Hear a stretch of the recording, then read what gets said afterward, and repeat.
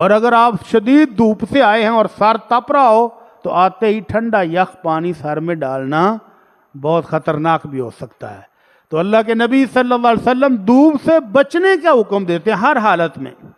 अल्लाह के नबी सल्लल्लाहु अलैहि वसल्लम ने देखा कि एक सहाबी धूप में खड़े हैं, भाई इसको क्या हुआ है?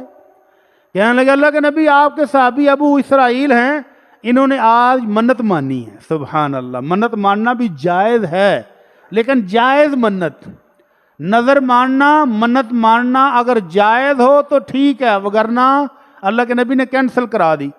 फरमाया इसको क्या हुआ? कहने लगे जी इन्होंने नज़र मानी है ऐ यकूम वला यस्तज़िल वला याक़ुद व यसूम।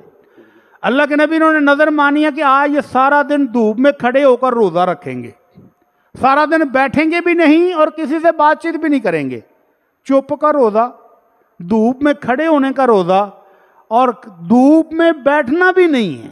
तो अल्लाह के नबी सल्लल्लाहु अलैहि वसल्लम फरमाया मुरूहु फलयतकल्लम वलयस्तज़िल वलयक़उद वलयसूम वलयुतिम्म सौमहु।